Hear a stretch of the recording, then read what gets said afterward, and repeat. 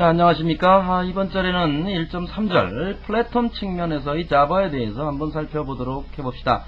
자, 플랫폼적인 측면에서의 자바, 즉 자바 가상기계를 얘기하는 것이죠. 자, 자바는 바이트 코드로 변환되면 그 바이트 코드는 바로 자바 가상기계에서 시행될 수 있다, 이렇게 이야기를 했습니다.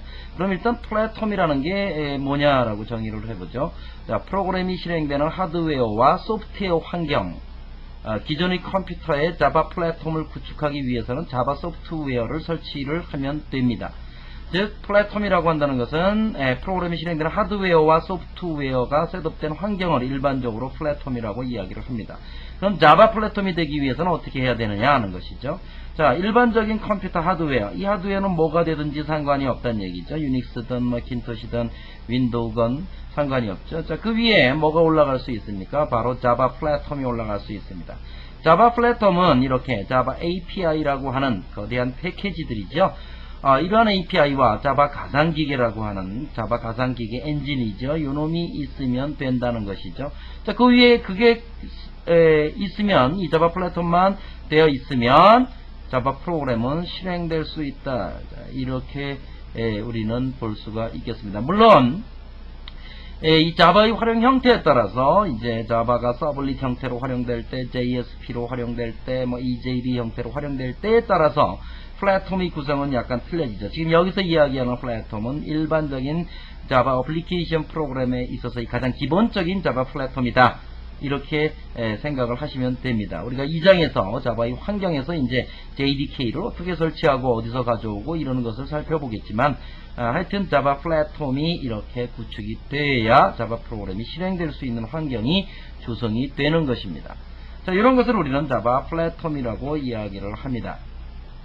그러면 그 플랫폼의 구성 요소인 자바 가상기계는 무엇이고 자바 API가 무엇인지 한번 살펴보도록 하죠. 자, 자바 버추얼 머신이라고 하는 가상기계를 정의해보면 바이트 코드를 기계어로 사용하는 컴퓨터입니다. 이게 무슨 뜻이에요? 또 바이트 코드를 기계어로 쓴다. 일반적으로 기계어다, 그죠? 기계어다 라고 한다는 얘기는 아무것도 없이 이 컴퓨터에서 실행될 수 있는 언어, 그죠? 즉 컴퓨터는 1950년대에서 개발돼서 현재까지 이루고 있는데, 그럼에도 불구하고 컴퓨터가 쓰는 기계어는 제로와 1이에요. 그러니까 컴퓨터는, 저는 설명할 때 컴퓨터는 아직도 50년이나 됐지만 제로하고 1밖에 모르는 멍청한 기계다, 이렇게 설명을 하고 있습니다. 즉 컴퓨터는 아직도 제로하고 1밖에 모르는 이러한 기계인데, 자바 가상기계라고 한다는 얘기는 바이트 코드를 기계어로 쓴다는 얘기예요. 그러니까 무슨 얘기예요? 바이트 코드를 그대로 실행할 수 있다는 얘기가 되는 거죠. 그게 바로 자바 가상기계다 이거죠. 그러면 자바 버추얼 머신이 이렇게 있으면 이놈은 바이트 코드라고 하는 코드를 받아들여서 그대로 그놈을 실행할 수 있다는 얘기죠. 그게 구축된 것. 그러니까 이게 바로 여기 뭐가 있어야 돼요? 인터프리터가 있어야 돼요. 그래야 자바 가상기계가 될 수 있다는 얘기죠. 그래서 JDK 환경을 구축해서 자바 가상기계를 설치하면 되고, 바이트 코드를 해석해서 실행할 수 있는 해석기가 있어야 돼요. 그럼 이런 해석기는 어디에 있느냐? JDK의 인터프리터, 그죠? 자바라고 하는 인터프리터가 있어요. 그래서 여러분들 C 프로그램 할 때는 일반적으로 터보 C나 비주얼 C나 이런 거 쓸 때는 이제 비주얼 화면에서 이제 메뉴 화면에서 컴파일하고 하는데, 옛날에 유닉스 같은 데서는 CC 해가지고 컴파일을 했어요. CC test.c 이런 식으로. 그런 다음에 이제 실행할 때는 파일 이름 주고 그랬는데, 이 자바를 실행할 때는 자바, 이제 C 프롬프트가 이렇게 있으면 자바하고 실행을 시켜요. 자바하고 클래스 파일 이름을 주게 되죠. 자, 이게 바로 인터프리터입니다. 그런 인터프리터가 있든지, 또는 애플릿 뷰어라고 하는 또 JDK에서 제공되는 툴이 있습니다. 그것을 이용하든지, 또는 이제 월드와이드의 검색기에 넷스케이프 익스플로러 핫자바, 여기에 자바 인터프리터가 포함이 되어 있어요. 즉 애플릿 코드를 수행할 수 있는, 애플릿도 자바니까 애플릿을 수행할 수 있는 실행기가, 그 실행기가 바로 인터프리터인데 월드와이드의 검색기에 포함되어 있다. 넷스케이프 2.0 익스플로러 3.0부터인가요? 이놈을 포함하고 있어요. 그래서 여러분들 검색기에 보면, 이제 검색기를 사용하다 보면 이렇게 이제 웹브라우저를 사용하다 보면 어느 사이트에 접근을 했어요.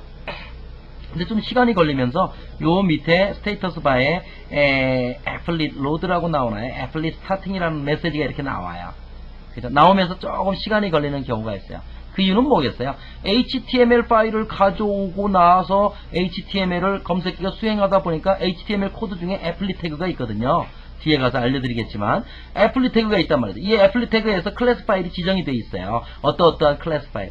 그러면 이놈은 그 HTML 해석하다가 애플리 코드가 있으면 클래스 파일을 지정했네. 그럼 다시 그 서버에 가서 클래스 파일을 가져오는 일을 해야 돼요. 그러니까 시간이 걸리죠. 그래서 가져다가 그놈을 검색기가 인터프리터에서 애플릿으로 검색기에 나타내주는 일을 검색기가 하는 것이죠. 이해가 되셨나요? 자, 그게 바로 뭡니까? 자바를 수행할 수 있는 해석기가 들어있으니까 자바 가상기계의 요소라고 볼 수 있겠죠. 자, 그 다음에는 이제 자바 API예요. Application Programming Interface. 그래서 JDK에서 제공되는 거대한 패키지입니다. 자바 개발자는 자바 API에 미리 정의된 소프트웨어 패키지를 이용해서 자바 프로그램을 작성해요. 여러분들이 유심히 본 사람은 알겠지만 넷스케이프나 익스플로러를 설치하면 자바 관련 디렉토리가 생깁니다. 왜냐하면 자바는 어떻게 만들었어요? 애플릿이 다시 그려볼까요? 여기 클라이언트가 있고 서버가 있으면 애플릿이 다운로드 되는 이 클래스 파일이 라이브러리를 포함한다 그랬어요? 안 한다 그랬어요? 안 한다 그랬어요. 그러면 이 라이브러리는 어디 거 쓴다 그랬어요? 여기에 있는 거 쓴다 그랬어요. 그러면 애플릿에서 라이브러리를 많이 썼으면 어떻게 되겠습니까? 이 컴퓨터에 있는 클래스 라이브러리를 이용해야 돼요. 근데 이 컴퓨터는 검색기밖에 없어요. 그러니까 검색기에 그놈이 포함되어 있어요. 그래서 검색기 디렉토리를 보시면 거기에 보면 자바 관련 디렉토리가 있고 거기에 클래스 파일이 묶여져 있는 걸 보실 수 있을 거예요. 자, 자바 개발자는 자바 API에 미리 정의된 소프트웨어 패키지를 이용해서 주로 자바 프로그램을 작성을 많이 합니다. 물론 사용자가 자기가 직접 클래스 파일을 만들 수도 있고 하지만 일반적으로 JDK에서는 수천 개의 클래스들을 제공을 해요. 그래서 저는 이제 제 연구실에 그 자바 클래스 라이브러리 그 전도가 있어요. 전도. 그래서 클래스들이 그 계층 구조를 나타내는 이런 것을 판넬로 만들어 놓고 제가 항상 참조를 하고 있는데, 여러분들도 이제 전문적인 자바 프로그래머가 되시려면 이제 그러한 클래스들의 사전, 물론 sun이라고 하는 사이트에서도 제공을 하고 있습니다. 하여튼 그런 이야기 이제 뒤에 가서 이야기를 하고, 2절에서 배우고자 했던 내용은 바로 뭡니까? 2절에서 배우고자 했던 내용은 바로 자바 플랫폼입니다. 자바 플랫폼은 하드웨어 플랫폼 위에 자바 가상기계, 이건 다 소프트웨어죠. 자바 가상기계라고 하는, 자바 AP라고 하는 이런 소프트웨어가 설치가 되어 있으면 자바 플랫폼이 될 수 있고 자바 프로그램이 실행될 수 있구나, 그 얘기하고, 자바 가상기계는 바로 자바의 컴파일 결과인 바이트 코드를 기계로 하는 컴퓨터를 자바 가상기계라고 하는구나. 자바 가상기계로 만들려면 현재의 기계로 어떤 하드웨어적인 부품이 필요한 것은 아니죠. 지금 현재 상황에서는 소프트웨어적인 셋업만 해주면 되는 것이죠. 그 하드웨어에 맞는 소프트웨어를 셋업만 해주면 자바 가상기계를 만들 수 있다. 자, 이렇게 하고 플랫폼에 대한 이야기를 마치도록 하겠습니다. 다음 시간에 뵙도록 하겠습니다.